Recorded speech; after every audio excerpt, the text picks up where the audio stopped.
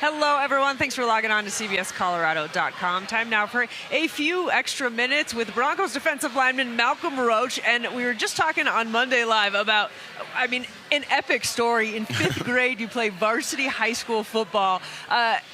What were you size-wise compared to the high schoolers? I think I probably had to be around like 5'6", 5'7", Okay. probably like 150, 160.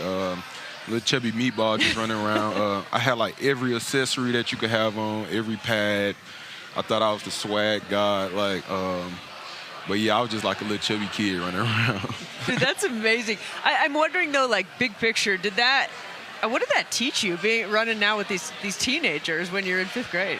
It helped me out a lot because like once I got to ninth grade, it was really like nothing. The transition from going like from middle school ball to high school, I was doing it in fifth grade. So when I got to ninth grade, it was just like another season going into. But the thing about it, I was finally getting able to play like with my peers and my friends and things, and just telling them what it was like, and so it was fun.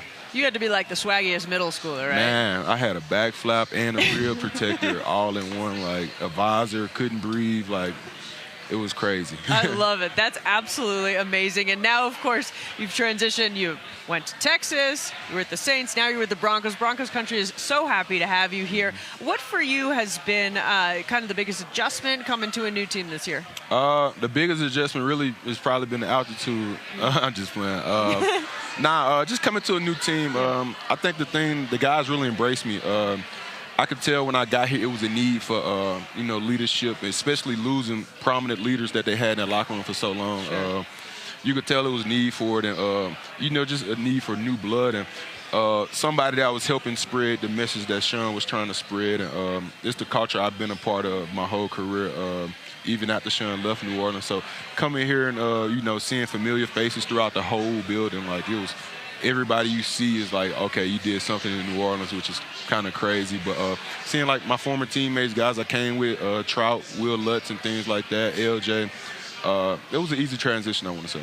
It has been really cool to see your influence and your leadership permeate through this locker room. Yesterday after the loss, several guys, PJ, Coop, Benito, all said, without even being asked, how you have this really strong message for them. Yeah. What does it mean to you to know that these guys are really soaking in, what you're putting out? I have to say a lot of the guys that we do have in that locker room that are in prominent roles come from good cultures. Like with Coop, man, he come from Ohio State. Pat coming from Bama, PJ coming from Texas. Like, there's a lot of guys that understand like when things are fake and when things are genuine. And I just try to be genuine, man. I grew up seeing guys talk like that all my life from my dad. To seeing guys like Ronald Leary, and when I was young, he played here. Torrey Nixon, seeing those guys when I was young, which is crazy now I'm thinking about that. Seeing those guys just being leaders in the locker room and things like that. And that's what I kind of always wanted to be, but just wanted to be it in my own way, be genuine, not being somebody where guys are scared to come talk to them. Like, I'm regular, just like, I have bad days too, but at the end of the day, I know what we do is a blessing. And like I always say, man, we could be somewhere doing something else. We get to go to recess every day and like play on the green grass and do what we love to do. I absolutely love that. And it's very cool to see the influence that you have in that locker room. It's made a huge difference. So has the run defense. That was something this offseason that Sean Payton, that they said, we're going to fix. I'm curious, for you, was this an obvious decision to come play for Sean? Why did you want to come be part of this and fix a need that the Broncos really needed? Playing for Sean, that's a guy I grew up seeing my whole life. When I was young, I used to go to sleep to watching the Saints win the Super Bowl against the Colts.